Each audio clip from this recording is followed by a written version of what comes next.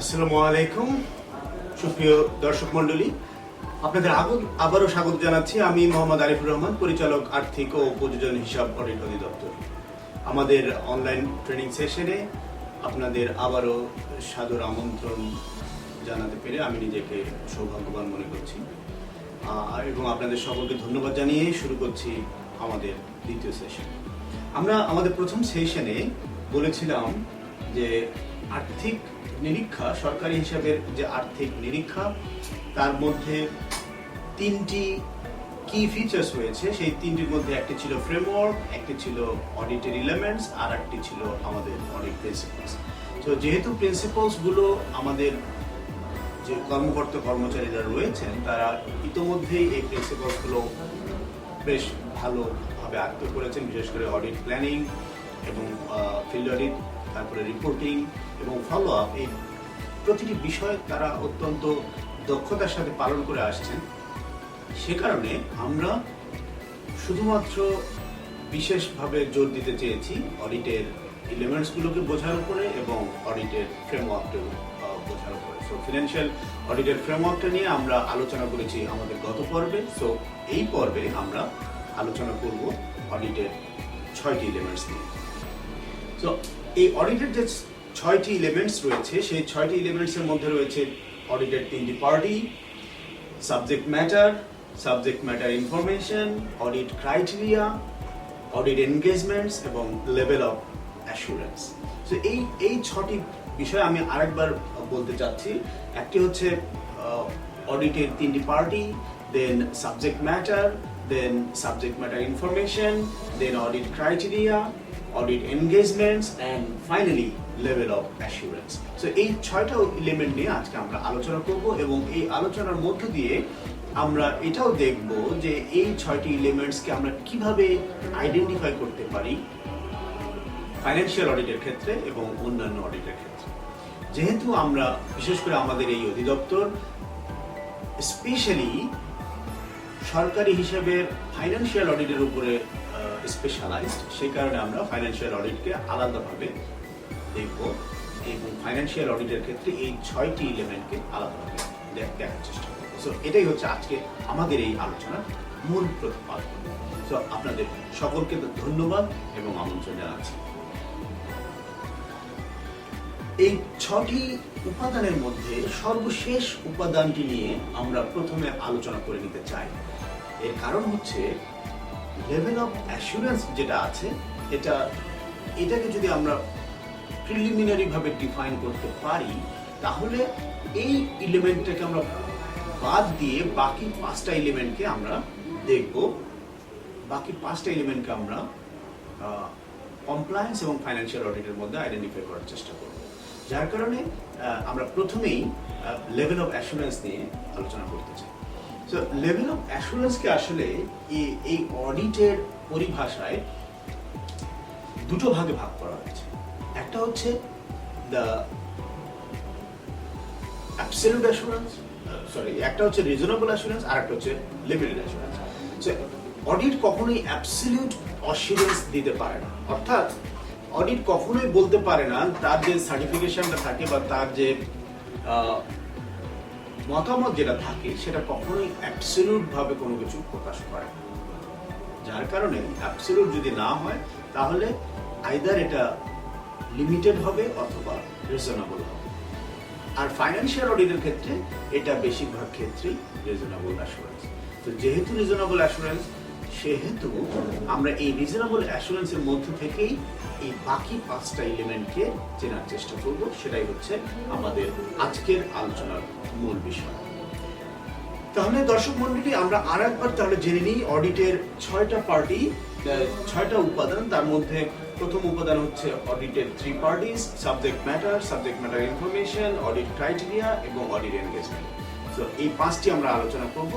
Level of assurance নিয়ে আমরা বিশেষভাবে কিছু বলবো না। তো যেহেতু আমরা শেষের থেকে শুরু করলাম, সেহেতু শেষের থেকেই আমরা আরো শুরু করি। অডিট এনগেজমেন্ট নিয়ে আমরা কথা বলি বা অডিট ক্রাইটেরিয়া নিয়ে কথা বলবো। আমরা বেসিক্যালি আমাদের আজকের আলোচনাটাকে এমনভাবে সাজানোর চেষ্টা করেছি যে যাতে যে বিষয়গুলো প্রথমেই বোঝা সম্ভব সেই বিষয়গুলো নিয়ে আমরা প্রথমে আলোচনা করব, এরপরে ধীরে ধীরে যে বিষয়গুলোতে একটু কমপ্লিকেসি আছে, একটু ইন্ট্রিকেসি আছে, সেগুলোকে আমরা তার পরবর্তীতে আলোচনা করবো যাতে আমরা সহজে বুঝতে পারি। তাহলে প্রথমেই আসি থ্রি পার্টিজ নিয়ে, যেটা খুব সহজেই আমরা চিনতে পারি, যেটা আমরা আমাদের প্রথম আলোচনাতেও আমরা বলেছি, এবং আপনারা যদি আমাদের পূর্বের ভিডিওটি দেখেন সেখানেও কিন্তু এটা বলা আছে যে অডিটের থ্রি পার্টিজ, এবং এই থ্রি পার্টিজ কারা কারা এটা খুব সুন্দরভাবে সেখানে ডিফাইন করা আছে। আমাদের এই তিনটি পার্টির মধ্যে একটি পার্টি হচ্ছে অডিটর, অর্থাৎ অডিটর যিনি অডিট করবেন, যিনি সেটা ফিনান্সিয়াল স্টেটমেন্ট হতে পারে, সেটা অন্য যে কোনো বিষয় হতে পারে, যিনি অডিট করবেন তিনি হচ্ছেন অডিটর, বা যারা অডিট করবেন তারা হচ্ছেন অডিটর। সো এটা একটা পার্টি। দেন আর একটা পার্টি আসছে যারা রেসপন্সিবল পার্টি, অর্থাৎ যারা ফাইন্যান্সিয়াল স্টেটমেন্টটা তৈরি করবেন অথবা অন্য কোনো কাজ করবেন যেটাকে অডিট করা হবে, তারা হচ্ছেন রেসপন্সিবল পার্টি। ধরেন একটা রাষ্ট্রের ক্ষেত্রে অডিটর হচ্ছে সিএজি এবং গভর্নমেন্ট হচ্ছে দ্য রেসপন্সিবল পার্টি, অর্থাৎ সিএজি গভর্নমেন্টের কার্যক্রমকে অডিট করবেন বা গভর্নমেন্টের ফাইন্যান্সিয়াল স্টেটমেন্টকে অডিট করবেন। সো এটা হচ্ছে আমাদের রেসপন্সিবল পার্টি। থার্ড যেটা আছে সেটা হচ্ছে পার্লামেন্ট। থার্ড যে পার্টিটা রয়েছে সেটা হচ্ছে আমাদের মহান জাতীয় সংসদ, যার উদ্দেশ্যে আসলে এই অডিট রিপোর্ট তৈরি করা হয়। সো মাননীয় controller and auditor general of Bangladesh গভর্নমেন্টকে বা গভর্নমেন্টের প্রতিষ্ঠানগুলোকে তাদের কার্যক্রম, তাদের ফাইন্যান্সিয়াল স্টেটমেন্ট অডিট করে যে অডিট রিপোর্টটা তৈরি করে, সেই অডিট রিপোর্টটি আসলে মহামান্য রাষ্ট্রপতির কাছে জমা দেওয়া হয়, যাতে উনি এই অডিট রিপোর্টটি আমাদের মহান জাতীয় সংসদে উপস্থাপন করার ব্যবস্থা গ্রহণ করেন।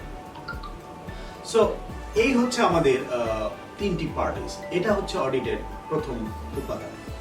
এর পরের যে উপাদানটা রয়েছে সাবজেক্ট ম্যাটার বা সাবজেক্ট ম্যাটার ইনফরমেশন, এই দুটো উপাদানকে আলোচনা করার আগেই আমরা অডিটের ক্রাইটেরিয়া নিয়ে একটু আলোচনা করতে চাই, কারণ অডিটের ক্রাইটেরিয়াটি একটু তুলনামূলকভাবে বোঝা আমাদের জন্য সহজ হবে কম্পারেটিভলি অন্য সাবজেক্ট ম্যাটার বা সাবজেক্ট ম্যাটার ইনফরমেশন এই দুটো উপাদানকে বোঝার আগে। ক্রাইটেরিয়া হচ্ছে খুব সহজ, অর্থাৎ সরকার যে কার্যক্রমগুলো করে থাকে, সার্ভিস প্রোভাইড করে, সরকারের মেইন কাজ হচ্ছে সেবা দান করা। তো যে সেবাগুলো দিয়ে থাকে সরকার, সেই সেবাদান করতে গিয়ে সরকারকে যে আইনগুলো মানতে হয়, যে রুলস রেগুলেশনগুলো মানতে হয়, বা একটা সরকারি প্রতিষ্ঠান যে আইনগুলোর মাধ্যমে পরিচালিত হয়, সেই আইনগুলোকে আমরা বলি অথরিটি। তো অডিটর যখন সরকার বা সরকারি প্রতিষ্ঠানের কোনো অডিট করতে যায়, তখন এই রুলসগুলো বা এই অথরিটিগুলো থেকে তারা একটা ক্রাইটেরিয়া তৈরি করে যে সরকার যে কাজগুলো সেবাগুলো প্রদান করেছে, তখন এই ক্রাইটেরিয়ার এগেইনস্টে ওইগুলোকে যাচাই করতে চায়। অর্থাৎ এক্সিস্টিং রুলস রেগুলেশন এগুলো হচ্ছে অথরিটি, এবং এই অথরিটির উপরে বেস করে অডিটর একটা ক্রাইটেরিয়া তৈরি করে ফেলে। এই ক্রাইটেরিয়া অনুযায়ী তখন রেসপন্সিবল পার্টি বা সরকার বা সরকারি প্রতিষ্ঠানের যে কার্যক্রম বা তার যে ফাইন্যান্সিয়াল স্টেটমেন্ট রয়েছে সেগুলোকে যাচাই করে। অর্থাৎ ক্রাইটেরিয়াটা হচ্ছে একটা ইয়ারস্টিক বা একটা বলা যায় যে মাপার একটা যন্ত্র।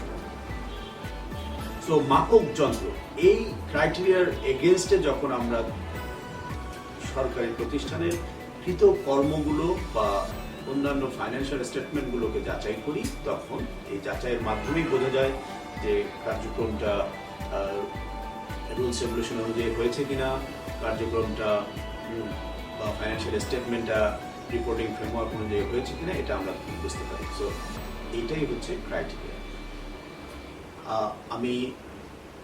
আমার মনে হয় দর্শক মণ্ডলী আপনারা বুঝতে পেরেছেন আমাদের অডিট ক্রাইটেরিয়া বলতে আমরা কি বুঝিয়েছি। যদি এর পরেও আপনার ফার্দার কোনো ক্লারিফিকেশনের দরকার থাকে, তাহলে প্লিজ ভিজিট করুন আমাদের ওয়েবসাইট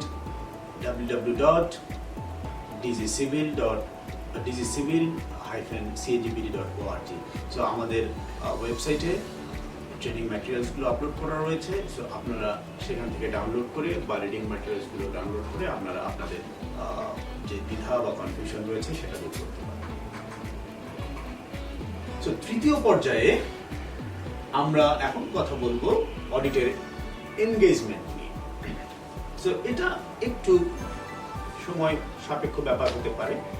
সো অডিটের এনগেজমেন্ট নিয়ে যখন আমরা আলোচনা করব, এর সাথে সাথে সাবজেক্ট ম্যাটার এবং সাবজেক্ট ম্যাটার ইনফরমেশনগুলো জড়িয়ে যাবে, যার ফলে এর সাথে সাথেই যেহেতু অডিট এনগেজমেন্ট নিয়ে কথা বলবো, সাথে সাথে ফাইন্যান্সিয়াল এবং কমপ্লায়েন্স অডিট এই দুটো একসাথে চলে আসবে, যার কারণে এখনকার আলোচনাটা আমাদের একটু ইন্ট্রিকেট, একটু জটিল হবে। সো আমি আশা করব দর্শক মণ্ডলী আপনারা আরেকটু মনোযোগ দিয়ে আমাদের আলোচনার পরবর্তী অংশটুকু শুনবেন।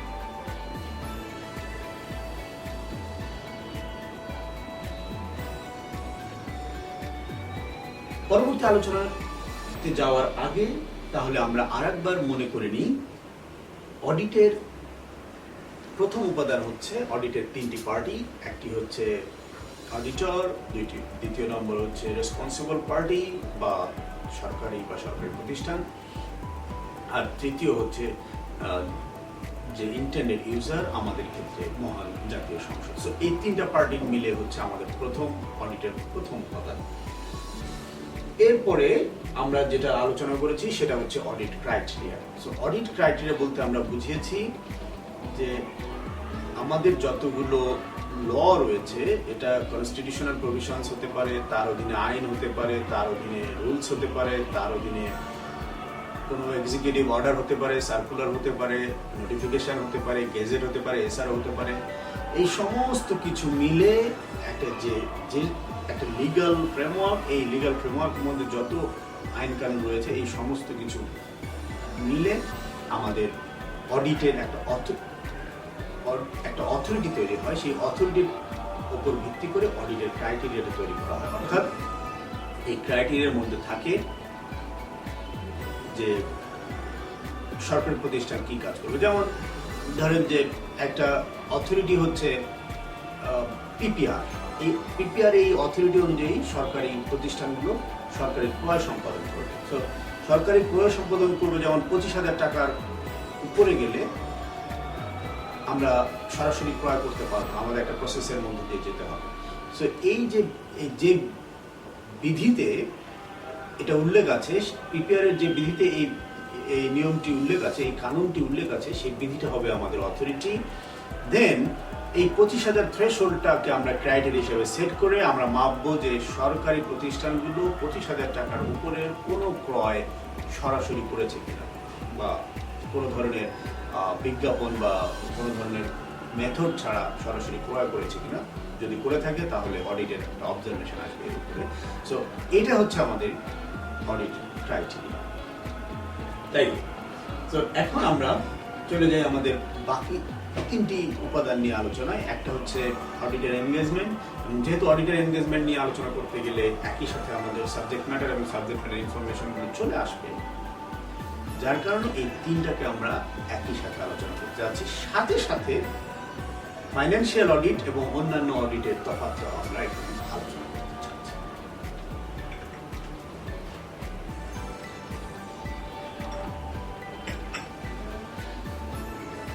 আমাদের এই তিনটি জিনিস, সাবজেক্ট ম্যাটার ইনফরমেশন এবং অডিটের এনগেজমেন্ট, সাথে সাথে অডিটের যে প্রকারভেদ রয়েছে, যে ফাইন্যান্সিয়াল অডিট এবং কমপ্লায়েন্স অডিট, এটা আমরা একসাথে দেখে নিই। সো প্রথমেই যে জিনিসটা একটু আমাদের খেয়াল করা দরকার, সেটা হচ্ছে যে ফাইন্যান্সিয়াল অডিটের ক্ষেত্রে অবশ্যই একটি ফাইন্যান্সিয়াল স্টেটমেন্ট তৈরি হতে হবে, এবং এই ফাইন্যান্সিয়াল স্টেটমেন্টটি তৈরি করবে রেসপন্সিবল পার্টি, অডিট করবে অডিটর। যদি আমরা এতটুকু বুঝে থাকি তাহলে তফাৎটা যদি করি, অন্যান্য অডিটের ক্ষেত্রে ফাইন্যান্সিয়াল স্টেটমেন্ট তৈরি হবে না। আরেকভাবে বলা যায় ফাইন্যান্সিয়াল স্টেটমেন্টের অডিটই হচ্ছে ফাইন্যান্সিয়াল অডিট। সে কারণে একটা ফাইন্যান্সিয়াল অডিট হতে গেলে অবশ্যই একটা ফাইন্যান্সিয়াল স্টেটমেন্ট এখানে থাকতে হবে। সরকারের হিসাবের ক্ষেত্রেও যদি ফাইন্যান্সিয়াল অডিট হতে হয় তাহলে সরকারের ফাইন্যান্সিয়াল স্টেটমেন্ট থাকতে হবে। এবং আমরা জানি সরকারের ফাইন্যান্সিয়াল স্টেটমেন্ট হচ্ছে দুটো, একটা হচ্ছে আর্থিক হিসাব এবং আরেকটি হচ্ছে উপযোজন হিসাব। যদিও সেখানে বেশ কয়েকটি উপযোজন হিসাব রয়েছে, আমরা এই বর্তমানে 4টি উপযোজন হিসাব তৈরি করি: উপযোজন হিসাব সিভিল, উপযোজন হিসাব রেলওয়ে, উপযোজন হিসাব প্রতিরক্ষা এবং উপযোজন হিসাব ডাক। এর মধ্যে আমাদের এই অধিদপ্তরে অর্থাৎ আর্থিক ও উপযোজন হিসাব অধিদপ্তরে আমরা উপযোজন হিসাব সিভিলকে অডিট করি। তাহলে আমরা বুঝতে পারছি যে সরকারি হিসাবের আর্থিক নিরীক্ষা হতে হলে দুটো আর্থিক বিবরণী বা ফাইন্যান্সিয়াল স্টেটমেন্টকে অডিট করা হবে। এর মধ্যে প্রাইম যেটি হচ্ছে সেটি হচ্ছে আর্থিক হিসাব বা finance accounts of the government সেটি, এবং আরেকটি হচ্ছে অ্যাপ্রোপ্রিয়েশন অ্যাকাউন্টস অথবা উপযোজন হিসাব। এই দুটো আর্থিক বিবরণী তৈরি করবে রেসপন্সিবল পার্টি এবং তারা তৈরির পরে এটি অডিট অফিসে জমা দেবে, অর্থাৎ সিএজির কাছে জমা দেবে বা সিএজির নির্ধারিত অডিট অধিদপ্তরগুলোর নিকটে জমা দেবেন। এবং জমা দেওয়ার পরে তখন সংশ্লিষ্ট অধিদপ্তরগুলো এই স্টেটমেন্টগুলো, এই ফাইন্যান্সিয়াল স্টেটমেন্টগুলো অডিট করবেন এবং সেটাই হচ্ছে ফাইন্যান্সিয়াল অডিট। অপরদিকে যদি আমরা পারফরমেন্স অথবা কমপ্লায়েন্স অডিটের ক্ষেত্রে কথা চিন্তা করি, সেক্ষেত্রে ফাইন্যান্সিয়াল স্টেটমেন্ট থাকবে না, বা ফাইন্যান্সিয়াল স্টেটমেন্ট থাকলেও তার উপরে ফাইন্যান্সিয়াল অডিট হবে না। কোনো অডিটর কমপ্লায়েন্স অডিটে গিয়েও ফাইন্যান্সিয়াল স্টেটমেন্টকে চাইতে পারেন, তবে তার ক্ষেত্রে উনি ফাইন্যান্সিয়াল অডিট করার জন্য ফাইন্যান্সিয়াল স্টেটমেন্টটি চাইবেন না। তিনি হয়তো অন্য কোনো পারপাজে, অন্য কোনো রেগুলারিটি পারপাজে বা অন্য কোনো প্রোপ্রাইটি পারপাজেও হতে পারে বা কমপ্লায়েন্স পারপাজে অন্য উদ্দেশ্যে এই ফাইন্যান্সিয়াল স্টেটমেন্টটি চাইতে পারেন, কিন্তু ফাইন্যান্সিয়াল অডিটের জন্য তিনি ফাইন্যান্সিয়াল স্টেটমেন্টটি চাইবেন। তো এক্ষেত্রে এই যে তফাৎটি বুঝতে গেলে আমাদের আরেকটা জিনিস একটু গভীরভাবে বুঝতে হবে, সেটা হচ্ছে এনগেজমেন্ট।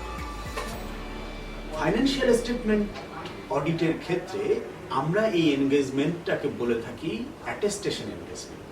অর্থাৎ এখানে ফাইন্যান্সিয়াল স্টেটমেন্টটা তৈরি করবেন অডিট রেসপন্সিবল পার্টি, তৈরি করে উনি অডিটরের কাছে এটা জমা দেবেন। অডিটর তখন এটার উপরে একটা অ্যাটেস্টেশন করবেন যে এই স্টেটমেন্টটি ফাইন্যান্সিয়াল রিপোর্টিং ফ্রেমওয়ার্ক বা অডিট ক্রাইটেরিয়া অনুযায়ী তৈরি করা হয়েছে কি হয়নি, এবং যে অন্যান্য যে ফাইন্যান্সিয়াল রুলস অ্যান্ড রেগুলেশনস আছে সেগুলো মেনে এটা তৈরি হয়েছে কি হয়নি, তার উপরে একটা অ্যাটেস্টেশন দেবেন অডিটর।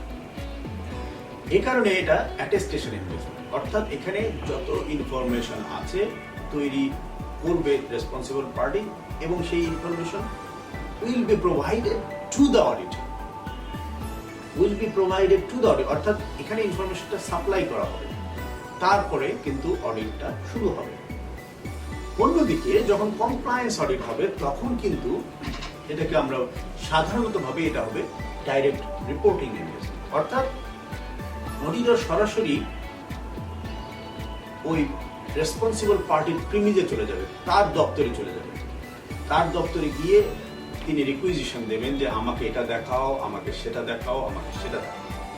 এই সমস্ত কিছু তিনি কালেক্ট করে সেটাকে আবার এক্সিস্টিং রুলস রেগুলেশনস বা যে অথরিটিগুলো আছে সেগুলো অনুযায়ী রাখা আছে কিনা বা সেগুলো মেনে তৈরি করা হয়েছে কিনা সেটা তিনি দেখবেন।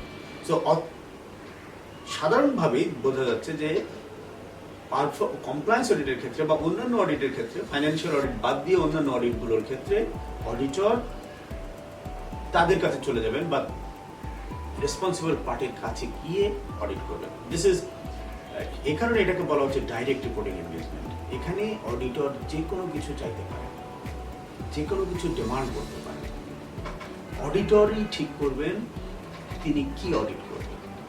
কিন্তু ফাইন্যান্সিয়াল অডিটের ক্ষেত্রে অডিটর এটা ঠিক করবেন না, এটা অলরেডি সেটেল, অলরেডি ঠিক করা আছে যে রেসপন্সিবল পার্টি ফাইন্যান্সিয়াল স্টেটমেন্ট তৈরি করে অডিটরকে পাঠাবেন, অডিটর সেটাই অডিট করবেন। সো এটা একদম নির্ধারিত। এটা হচ্ছে মেইন তফাৎ এই দুটো অডিটের মধ্যে, যার কারণে একটা অডিট হচ্ছে অ্যাটেস্টেশন এনগেজমেন্ট, অর্থাৎ ফাইন্যান্সিয়াল স্টেটমেন্টটাকে অ্যাটেস্টেড করতে হবে, এটাই অডিটরের কাজ, অ্যাটেস্টেশন এনগেজমেন্ট। আর অন্যান্য ক্ষেত্রে এটা হচ্ছে ডাইরেক্ট রিপোর্টিং এনগেজমেন্ট। সো আমরা যদি এনগেজমেন্টটুকু একটু বুঝে থাকি তাহলে আমরা আরো বুঝতে পারি যে এই এনগেজমেন্টের সাথে আমাদের যে অন্যান্য উপাদানগুলো রয়েছে, বিশেষ করে সাবজেক্ট ম্যাটার এবং সাবজেক্ট ম্যাটার ইনফরমেশন কি জিনিস, এটা যদি বুঝতে পারি তাহলে আমাদের মনে হয় এই দুটো পার্থক্য আরো বেশি ক্লিয়ার হয়ে যাবে। সো প্রথম পার্থক্য, তাহলে আরেকবার আমরা রিক্যাপ করে নিই যে বিষয়গুলো আমরা ইতোমধ্যে ডিসকাস করলাম। একটা হচ্ছে থ্রি পার্টিজ, আমরা ক্লিয়ারলি বুঝে গেছি। দ্বিতীয়টি হচ্ছে আমাদের অডিট এনগেজমেন্ট, আমরা কিছুটা বুঝেছি। তৃতীয়টি হচ্ছে অডিট ক্রাইটেরিয়া, আমরা কমপ্লিটলি বুঝে গেছি। বাকি রয়েছে আমাদের সাবজেক্ট ম্যাটার এবং subject matter information. So what is subject matter? Compliance অডিটের ক্ষেত্রে যেমনটি আমরা আগেই বলেছি, অডিটর যেটা ডিমান্ড করবেন, অডিটর যেটা চাইবেন বা অডিটর যেটাই অডিট করতে চাইবেন সেটাই হচ্ছে সাবজেক্ট ম্যাটার। অর্থাৎ এখানে রেসপন্সিবল পার্টির খুব একটা বেশি কিছু আর্গু করার কোনো সুযোগ নেই। অডিটর যেটাই সাবজেক্ট ম্যাটার নির্ধারণ করবেন তার উপরে অডিট করবেন। সো এটা হচ্ছে ডিরেক্ট রিপোর্টিং, যার ফলে সাবজেক্ট ম্যাটারটি আগের থেকে ঠিক করা নেই। অর্থাৎ অডিটর নিজে এটা ইনস্ট্যান্টলি ঠিক করবেন বা কিছুদিন আগে ঠিক করবেন, এটা ঠিক করার দায়িত্ব অডিটরের। কিন্তু ফাইন্যান্সিয়াল অডিটের ক্ষেত্রে আমরা আগেই যেমনটি বলেছি, এটা অলরেডি সেট। এই সাবজেক্ট ম্যাটার হচ্ছে এমন কিছু জিনিস যেটা উপরে ভিত্তি করে সাবজেক্ট ম্যাটার ইনফরমেশনটা তৈরি হবে, অর্থাৎ ফাইন্যান্সিয়াল স্টেটমেন্টটা তৈরি হবে। তাহলে ফাইন্যান্সিয়াল অডিটের ক্ষেত্রে সাবজেক্ট ম্যাটার হচ্ছে আগেই নির্ধারিত থাকবে। আমাদের সরকারি হিসাবের ক্ষেত্রে ফাইন্যান্সিয়াল অডিটের সাবজেক্ট ম্যাটার হচ্ছে সরকারের ফাইন্যান্সিয়াল পজিশন এবং সরকারের ফাইন্যান্সিয়াল পারফরমেন্স।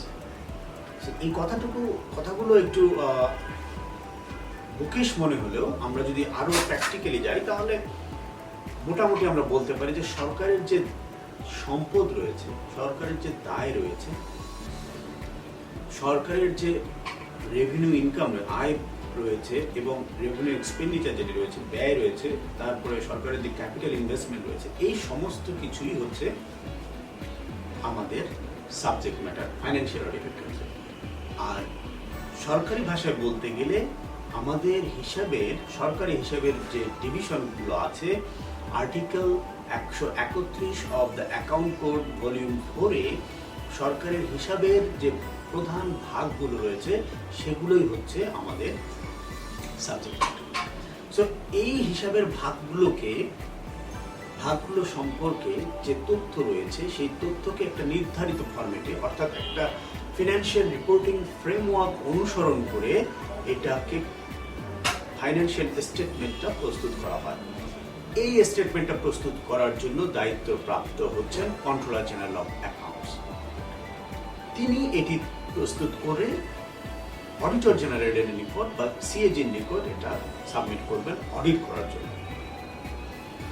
অডিটর জেনারেলের পক্ষ হতে আর্থিক ও উপযোজন হিসাব অডিট অধিদপ্তর তখন এই ফাইন্যান্সিয়াল স্টেটমেন্টটিকে অডিট করে একটা প্রত্যয়ন প্রদান করবে যে এই ফাইন্যান্সিয়াল স্টেটমেন্টটি এক্সিস্টিং রিপোর্টিং ফ্রেমওয়ার্ক এবং অন্যান্য ফাইন্যান্সিয়াল রুলস অ্যান্ড রেগুলেশন অনুযায়ী ঠিক আছে অথবা ঠিক নেই। তো এই কাজটি হচ্ছে ফাইন্যান্সিয়াল অডিট। অর্থাৎ এখানে সাবজেক্ট ম্যাটার আবারও আমরা আরেকবার রিক্যাপ করে নিই যে এখানে সাবজেক্ট ম্যাটার হচ্ছে article 131 of the account code volume 4-এ হিসেবের সরকারি হিসেবের যে প্রধান প্রধান খাতগুলো উল্লেখ রয়েছে, এর মধ্যে রয়েছে রাজস্ব, এর মধ্যে রয়েছে মূলধন, এর মধ্যে রয়েছে সরকারি ঋণ, এর মধ্যে রয়েছে প্রজাতন্ত্রের সরকারি হিসেবের অধীনে দুটো খাত রয়েছে, সেটা হচ্ছে যে পাবলিক ঋণ বাদ দিয়ে অন্যান্য যে ঋণ ও জমাগুলো রয়েছে সরকারের সেগুলো, এবং আরেকটি হচ্ছে রেমিটেন্স। সো এই পাঁচটি প্রধান খাতই হচ্ছে আমাদের আর্থিক নিরীক্ষার ক্ষেত্রে, সরকারি হিসেবের আর্থিক নিরীক্ষার ক্ষেত্রে সাবজেক্ট ম্যাটার। এই সাবজেক্ট ম্যাটারগুলোর উপরে তথ্য সংগ্রহ করে আমাদের যে রিপোর্টিং ফ্রেমওয়ার্কটি দেওয়া আছে, রিপোর্টিং ফ্রেমওয়ার্কটি কোথায় দেওয়া আছে?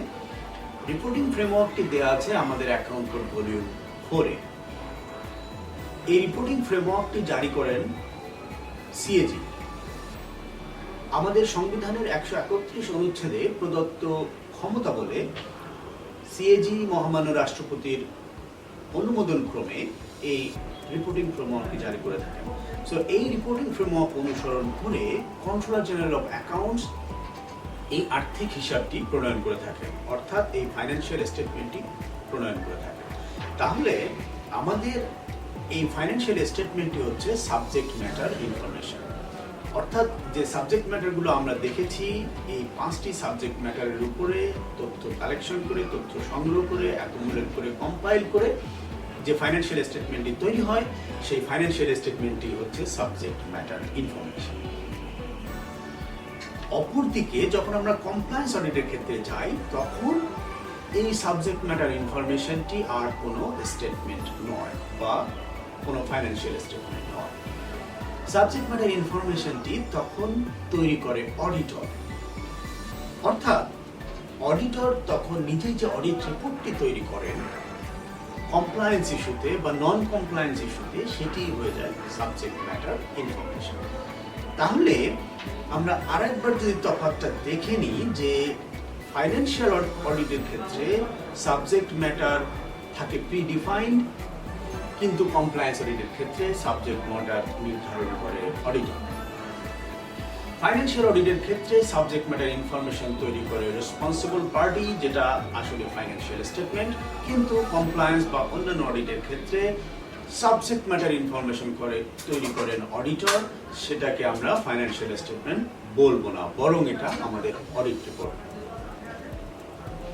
ফাইন্যান্সিয়াল অডিটের ক্ষেত্রে অডিটর সেই ফাইন্যান্সিয়াল স্টেটমেন্টের উপরে একটা অ্যাটেস্টেশন দেন, যেটা কমপ্লায়েন্স অডিটের ক্ষেত্রে বা পারফরমেন্স অডিটের ক্ষেত্রে অডিটর কোনো অ্যাটেস্টেশন দেন না। তিনি তার মতামতটুকু তুলে ধরেন, কমপ্লায়েন্স অথবা নন কমপ্লায়েন্স অথবা কোনো ধরনের এমবেজলমেন্ট বা কোনো ধরনের মতামত থাকলে তিনি তা প্রকাশ করেন তার অডিট।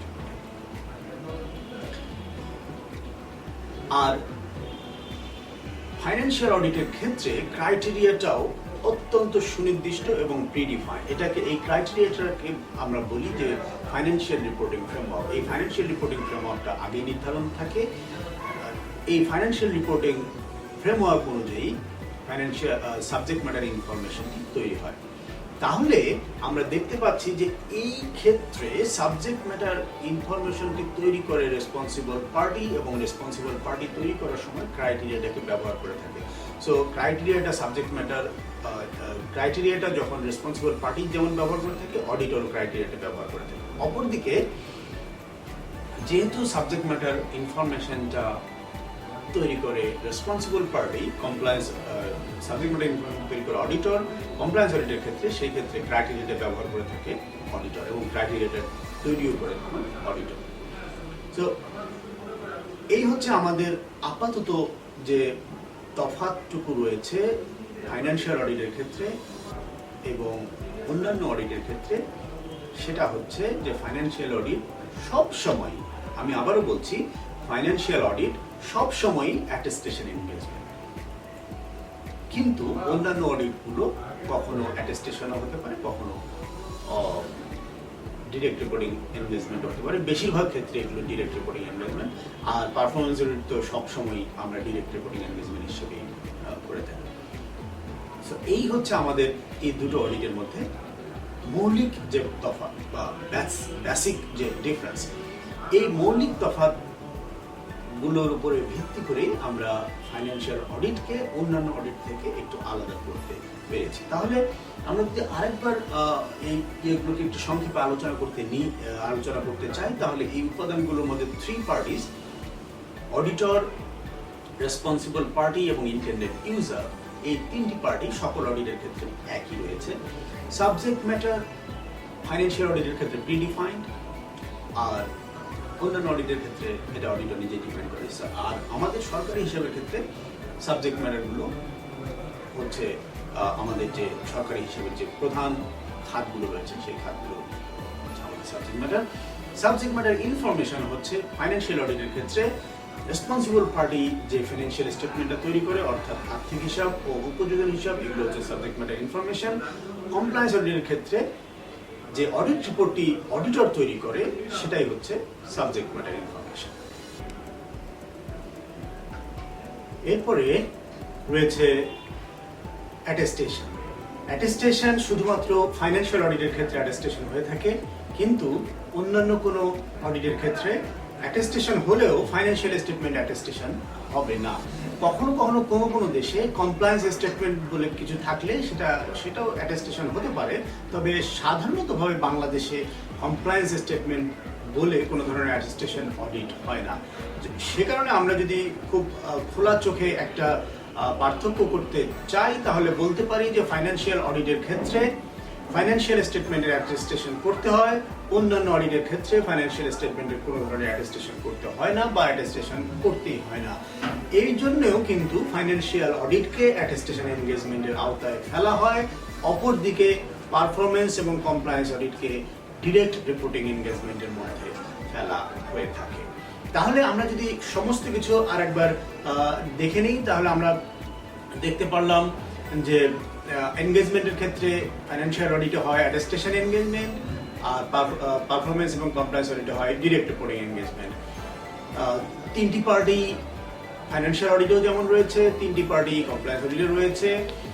সাবজেক্ট ম্যাটার ফাইন্যান্সিয়াল অডিটে আগে থেকেই নির্ধারণ করা থাকে, বাট কমপ্লায়েন্স এবং পারফরমেন্স অডিটের ক্ষেত্রে অডিটর নির্ধারণ করে থাকে। সাবজেক্ট ম্যাটার ইনফরমেশন ফাইন্যান্সিয়াল অডিটে তৈরি করে রেসপন্সিবল পার্টি, কিন্তু পারফরমেন্স এবং কমপ্লায়েন্স অডিটের ক্ষেত্রে সাবজেক্ট ম্যাটার ইনফরমেশন তৈরি করেন অডিটর। এবং ফাইন্যান্সিয়াল অডিটের ক্ষেত্রে কোনো ধরনের অ্যাটেস্টেশন, ফাইন্যান্সিয়াল অডিটের ক্ষেত্রে অ্যাটেস্টেশন করতে হয়, কিন্তু কমপ্লায়েন্স অডিটের ক্ষেত্রে কোনো ধরনের অ্যাটেস্টেশন করতে হয় না। আর এর মাধ্যমেই আমরা ফাইন্যান্সিয়াল অডিটকে কমপ্লায়েন্স এবং পারফরমেন্স অডিট থেকে পৃথক করে থাকি। সম্মানিত দর্শক মণ্ডলী, আপনাদের যদি আরো কিছু জানার থাকে তাহলে প্লিজ ভিজিট করুন আমাদের ওয়েবসাইট www.dgcivil-cagpt.org। আর আমাদের ওয়েবসাইট থেকে আপনারা প্রয়োজনীয় ম্যাটেরিয়ালস ডাউনলোড করতে পারবেন, এবং সেই সাথে আমাদের প্রেজেন্টেশন স্লাইডগুলো এখানে আপলোড করা থাকবে, আপনারা সেখান থেকে ডাউনলোড করে নিতে পারেন। এছাড়াও আপনারা আমাদের কাছে লিখতে পারেন আমাদের info@dgcivil-cagpt.org ইমেল অ্যাড্রেসে। সো সকলে ভালো থাকবেন, সুন্দর থাকবেন, সুখে থাকবেন আশা করি। আবার দেখা হবে। সকলকে ধন্যবাদ জানিয়ে আমরা আমাদের দ্বিতীয় সেশন এখানেই শেষ করছি। আল্লাহ হাফেজ।